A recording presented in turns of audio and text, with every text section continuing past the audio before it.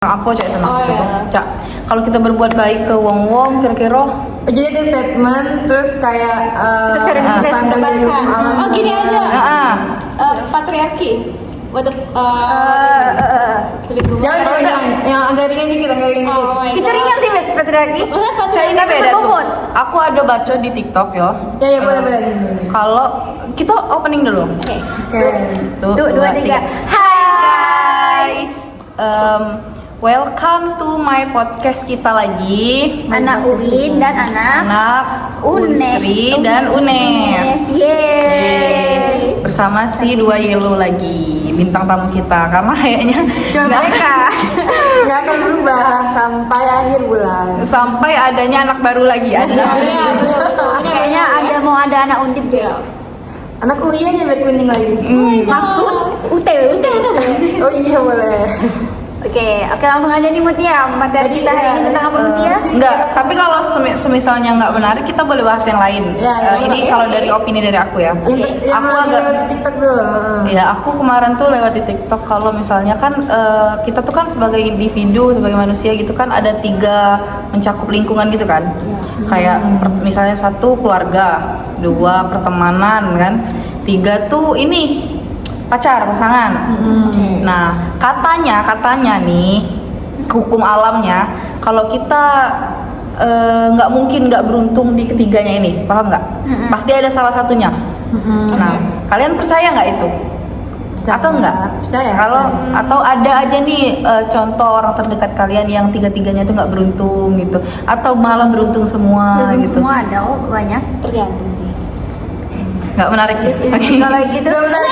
tergantung. Tapi kalau misalnya pendapatku personally, aku ngerasa itu apa sih tadi pertanyaanmu? Pasti beruntung di ketiga hal itu. Iya. Salah satunya itu pasti beruntung. Percaya atau enggak gitu? Percaya nggak? Kalau aku percaya, karena sebenarnya pada dasarnya beruntung atau enggaknya itu ya tergantung mindset dia gitu. Iya, betul. Tergantung Cara dia bersyukur atau enggak juga ya? Kalau cara dia bersyukur tuh terlalu ini ya. Bagaimana kesannya cara terlalu dia agama gitu ya. menanggapin Gimana cara dia tuh menangkap hal-hal yang dia alami itu sebagai Sebagai sesuatu yang cobaan dia, atau ya, cobaan atau sesuatu yang, dia menyenangkan, syukuri, yang dia grateful kayak gitu.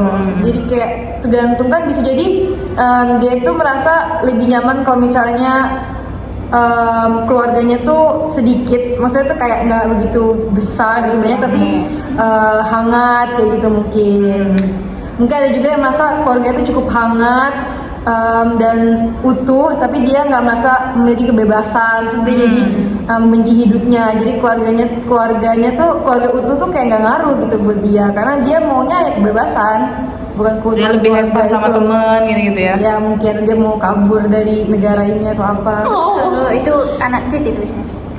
Mau kabur ke negara. Ya, betul. 3 kesialan hidup. 4. 4. Bulan. Udah, jadi guys kan terus kalau misalnya soal percaya dengan tidak, misalnya ini kita baik kan sama wong, kita baik nih sama orang gitu kan. Nah, kalian percaya nggak kalau kebaikan itu nggak langsung dibalas dari orang itu, bisa Percaya. dari yang lain gitu, Percaya. bisa dari hidupnya mungkin dapat kerjaannya lebih beruntung atau dia dapat pasangan yang beruntung gitu kan. Oke. Coba dari Kak Zahra dulu nih gimana tanggapannya dari pertanyaan Kalau kita? aku percaya sama hal itu, tapi tetap tergantung sama persepsi orang tersebut juga gitu. Karena tadi orang itu kan mempersepsikan apakah dia beruntung atau enggak kan itu tergantung sama mindset dia pada saat itu gitu. Jadi kalau misalnya ada orang yang dia berbuat baik ke orang lain dan dia itu kayak menanamkan pada dirinya, aku berbuat baik karena aku percaya kok bahwasanya nanti itu bakal ada hal baik terjadi sama aku. Dia menanamkan mindset itu, lalu ketika dia mendapatkan sesuatu, dia mempersepsikan hal itu sebagai keberuntungan itu. Kayak gitu. Jadi betul, kayak ya misalnya dia kayak ngasih minjemin duit ke temennya gitu kan misalnya.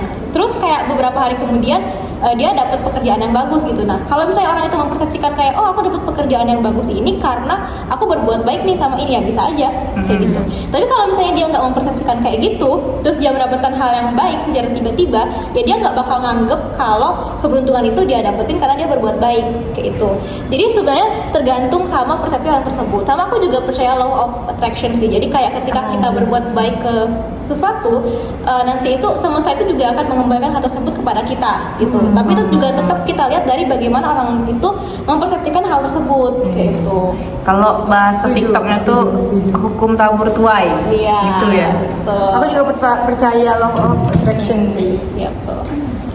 Itu. Oke, gimana pendapat dari kedua Yellow ini? Sangat luar biasa kan teman-teman. Jangan lupa like and subscribe, oke teman-teman. Nah, Oke, Mati, lanjut. kalau aku Kita juga mahasiswa tuh harus selalu kritis, belajar sama kritis. Tiga, satu, tiga. Ya kayak gitu, itu jadi kayak salah satu apa ya, hikmah dari mempelajari banyak. Dan kalau aku pribadi juga, kalau misalnya kayak dalam berdiskusi, aku tuh suka mengkategorikan dulu. Jadi aku dari awal tuh mau nanya, ini kita mau bahas dari sudut pandang agama, sosial, atau sains gitu. Karena kalau aku kurang suka mencampurkan ketiga pembahasan itu di saat yang sama, karena pasti pandangnya jadi berbeda kayak gitu. Misalnya kita mau membahas LGBT dari sains kayak gimana, LGBT dari agama kayak gimana, dan dari sosial kayak gimana. Dan kalau menurutku hal-hal kayak gitu kayak perlu disesuaikan gitu loh pandangnya. Kita nggak bisa setiap saat memandangnya dengan hanya dari sudut pandang agama doang, atau kayak cuma dari sudut pandang sains doang kayak gitu. Jadi kalau misalnya dari aku itu seperti itu. Betul teman-teman. Seperti teori persepsi itu tidak bisa disamakan. Betul. Oke, next. Oke, satu, dua, tiga. Ulang. Enggak, kita aja. Next, satu, dua, tiga. Oke guys, kembali lagi di channel YouTube podcast anak-anak UIN. Nah, jadi yang ini aku mau nanya kayak gini teman-teman. Menurut kalian, Udah nggak denger hidung aku aja. iya, Cut. menurut kalian dunia tuh ada nggak adilnya nggak kira-kira? Sama beberapa orang tuh ada nggak adilnya nggak gitu? Jujur ini kayak pertanyaan di tes apa gitu. Kata psikolog. Tes psikologi apa ya? Bukan SCT atau PPS apa ya? Apakah menurut Anda dunia ini adil? MMPI apa ya? ya mungkin ya. Menurutku ya pasti adil-adil guys. Aduh, seberapa orang yang ngerasa udah adil kan? Kalau dari sudut agama maka itu ciptakannya akhirat dan arti pengadilan teman-teman. Di situ tempat pengadilan sesungguhnya. Mereka emang di dunia ini tidak ada adil itu, apalagi di dunia ini pasti ada yang tinggi rendahnya tuh banyak. Si kaya dan si miskin tuh Contohnya di ini Indonesia kan, Ya. mereka tidak memandang kasta tapi memandang sosial tuh kaya dan miskin kayak gitu. Dan juga kalau di negara lain seperti di India itu kasta-kasta itu kan ditingkatkan kan, ada dari ibaratnya tuh kasta yang dali dan sebagainya. Sedang kayak tubuh manusia, Tahu ada nyebutin dia. ya misalnya kayak gitu ya, kayak banyaknya keadilan, apalagi untuk perempuan teman-teman. Banyak tidak adil untuk perempuan itu. Iya. Apalagi sampai ngomong, kenapa pakai baju seksi? Kenapa udah ngomong kayak ajarin edukasi ke anak laki-laki kalian teman-teman kayak gitu. Ini langsung kepelecehan ya teman-teman. Tapi kayak gitu aku kadang risihnya tentang cewek itu kayak dianggap sumber nafsu, padahal cowok itu yang seharusnya mengontrol nafsu mereka. Mereka ngeliat anjing didandani mungkin mereka Seperti kata Pak Irwan guys, laki-laki itu adalah hewan. Binatang Oh my god. Laki-laki adalah hewan. yang harus Jinakkan Jinakkan. oleh wanita. wanita racun. Oke. bukan itu yang ada Wanita racun dunia. awalnya kayak gitu apa wanitanya? Iyo. Iya, oke. Dengerin. Oke. Biasa. Oke. Kita bahas sampai cak long time memory. Oke. Oke. Next, siapa mau jawab? Siapa Aku yang boleh. kalian boleh juga kalau mau nanya. Kita bebas. Ya, aku izin menanggapi yang tadi sih. Betul banget kata kamu dan also Kata kamu aku udah dikenal. Kita nama aku. udah. Oke teman-teman, perkenalkan nama saya Elis dan isi dari jurusan psikologi Wina dan Fatan. Oke. Dan next Ntar ralat psikologi Islam. psikologi Islam. Ingat saya ada titel Islamnya jadi. Oke. Ya. Sorry. Oh nggak apa-apa, itu oke. Udah biasa kalian dikenal. Enggak, kan aku baru di sini. Aku baru 2 hari loh di sini. Kamu mau minta maaf? Kamu harus ikut yang 1, 2, 3. Saya 1, 2, 3. Aku mending gak dimaafin sih. Aku nggak mau, ya. Garing ngajak sendiriannya. Tahunnya aku ya 1, 2, 3. Oke, nice. Oke. Also beauty privilege itu fakta banget. Karena kayak apa ya? Kayak di generasi yang sekarang ini terutama, kalian tahu nggak sih kayak ada teori jerapah berlayar pendek. Saat itu dia nggak terikut seleksi alam karena memang dia kalah secara genetik gitu. Makanya kayak dia tidak bisa survive karena lehernya pendek. Sementara jerapah berleher panjang ya dia kan bisa makan dari pohon yang lebih tinggi gitu. Sementara yang berleher pendek dia kalah sama orang gitu. Hargai. Iya, hargai kalian. Gitu. Aku Emang Islam hargai agamaku. aku ngerasa relate sama hal itu karena kayak apa ya, di dunia ini aku ngerasa kayak cewek itu ketika dia cantik atau mungkin juga ketika mereka ganteng gitu, kayak 50% masalah mereka tuh terselesaikan gitu. Iya nggak? setuju. Betul nggak? Kayak gimana ya, ada beberapa cewek yang bahkan dia itu tidak harus menempuh pendidikan. Ini ya aku tuh ini bukan statement, tapi kayak ini kayak lebih ke pernyataan yang pernah aku lihat, fakta yang pernah, pernyataan sama aja ya, maksudnya fakta yang pernah aku lihat gitu. Cewek ada yang cewek dia nggak sekolah tinggi dan orang tuanya itu memfokuskan untuk mendandani dia aja gitu. Terus ketika dia udah dewasa ya dia akhirnya bisa menikah sama cowok yang mapan gitu karena memang dari looks dia bagus gitu. Sementara ada cewek yang mungkin dia nggak terlalu bagus secara looks tapi ya dia pintar secara akademik gitu, tapi hidupnya tidak lebih beruntung dari wanita yang Good looking gitu. Jadi aku merasa kayak even tuh ya seorang cewek itu kan terutama kan dituntut untuk beneran cantik gitu, cantik. Dan ketika mereka mendapatkan itu ya udah mereka tinggal mengusahakan yang terbaik untuk penampilan mereka sehingga dapat laki-laki yang lebih baik gitu. Tapi untuk cewek yang pekerja keras yang mungkin dia nggak beruntung di looks gitu, hidupnya mungkin bakal lebih berat karena dia harus berjuang lebih untuk hidupnya. Karena dia harus melalui proses yang panjang gitu dulu kan. Dan Ibaratnya yang cewek selangkah dua angka perlu. betul. Lanjutkan. Makanya kayak mungkin ini unpopular opinion dan mungkin ini opini aku aja gitu.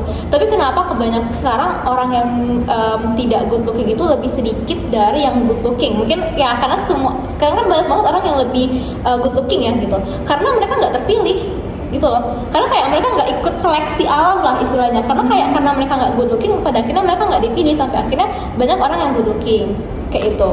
Keturunan yang good looking, menurut aku kayak gitu. Jadi kayak sedih aja sih ngeliat kenyataan sekarang gitu, bahwasanya kayak kenapa orang-orang yang lebih good looking itu lebih diprioritaskan gitu. Bahkan meskipun dia pintar secara akademik, mungkin dia ambisius gitu, tapi sulit untuk mendapatkan pasangan kayak gitu. Itu aja sih yang Siapa yang setuju sependapat sepakat? iya. And then Tapi sebenarnya ya good looking sama good reckoning juga dipandang juga loh. Iya. Kita benar-benar kadang good reckoning cewek ya, kalau dia good reckoning meskipun dia nggak terlalu good looking, Ada poin plusnya. tetap dipandang kayak gitu nah. Biasanya dari keluarga yang mereka punya kayak gitu ya, kayak lanang tuh kayak anjing lanang skip lagi. Iya kita sensor kata lanang, cowok, laki, pria. ya Trigger warning. Sorry boy. Kalau menurutku aku setuju sih sama pendapat Kak Zara tadi soal betul privilege dan juga ketidakadilan dunia ini. Dan juga kalau ngomong soal ketidakadilan itu tuh gampang banget untuk kita membuktikan kalau dunia ini tidak adil. Dari kita nyebut kayak perbedaan hak antara perempuan sama laki-laki aja itu kan udah kayak jelas banget ada ketimpangan kayak gitu kan. Dan juga yang soal beauty privilege tadi juga kayak ya benar-benar tidak adil gitu. Padahal semua manusia itu pada hakikatnya itu memiliki hak gitu loh. Mereka tuh bisa untuk melakukan apa aja yang mereka mau. Mereka memiliki hak kendali penuh terhadap tubuhnya, memiliki kontrol penuh, dan mereka tuh bisa melakukan apa aja yang ingin mereka lakukan sebenarnya. Tapi karena ada standar-standar di society kita ini kayak, dan juga ada tuntutan-tuntutan tertentu itu, jadinya mereka tuh kayak terhalangi gitu. Jadi menurutku itu bener-bener beauty privilege tuh apa ya, sesuatu yang sangat terutama diskriminatif ya, terutama untuk perempuan, gara-gara itu jadi kayak menghalangi dia kayak gitu. Harusnya kan dia tuh bisa gitu loh, dengan dirinya apa adanya dia tetap bisa muncul ke dunia kayak gitu loh. Dia tuh tetap berharga, mau dia merasa dia jelek, mau dia merasa dia pendek, mau dia merasa tubuhnya itu gak sebagus cewek-cewek lain, tapi tetap berharga. Dia tuh tetap patut untuk diperjuangkan, dia tuh tetap patut untuk menerima cinta kayak gitu. Dan juga mau dia punya rekening bagus atau enggak, ya dia itu pasti apa ya, dia deserve untuk dicintai kayak gitu. Jadi nggak selalu berarti dia tuh harus sempurna dulu untuk mendapatkan itu semua gitu. Semuanya tuh layak guys. Semua tuh Kayaknya ada yang Nggak berarti Terus saya aja yang pas kayak gini kayak gitu tangan kayak masukkan apa gitu nah. Terus edit demi aku. berarti Gitu aku ngomong apa tadi ya?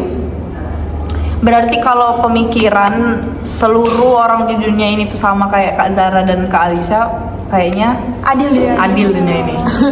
Kalau cowok-cowoknya Sebenarnya- kayak gini semua gitu sebenarnya kan. dan juga biasanya teman-teman ya, cewek juga BTW seperti patriarki misalnya. Sebenarnya patriarki itu timbul dari kita sendiri BTW, dari wanita. Kenapa? Contoh umum sosial di Indonesia ini, contoh anak cewek bangun siang itu dibilang pemalas, kalau anak cowok bangun siang wajar kayak gitu.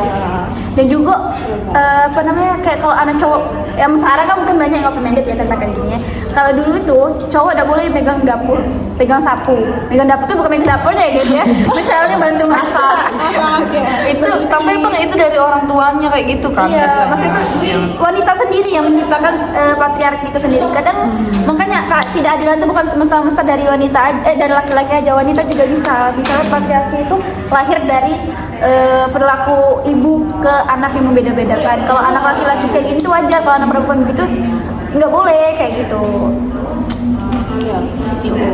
Tapi ya, membahas tentang patriarki guys. What do you think? Kalau BTW lah 25 menit. Oh ya sudah. Malah next ganti video.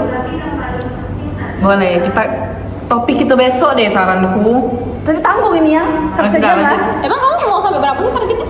Soalnya lama nih kan uploadnya 10 menit pun lama loh. Yaudah cut aja untuk besok aja. Nggak tahu sih, bebas. Dadah. Bye bye. Apa emang masih panasnya nih ini Iya, pembahasan? ganti video aja biar upload 2 kali kita hari ini. Udah topik. Dewa kayaknya part 1, part 2 besok. Besok kayaknya kita nggak sempet podcast deh, gara-gara mau ceramah. Oh iya, penyuluhan ya. Kita mau penyuluhan. Gitu teman-teman. Oke teman-teman, mungkin sampai sini aja nih sharing discussion kita. Maksudku part 2 dilanjutin jadi Iya, maksudnya itu ganti video lagi Iya, ya. Biar oke. mau tidak cut banyak. Oh, oke. Aja yang kedua yang belum tutup. Part 1 kan? Iya. Kita tutup dulu. Oke guys, mungkin sampai ini aja sesi discussion kita. Kita lanjutkan di part 2 tentunya dengan materi yang lebih menarik dengan kakak-kakak ini. Dadah.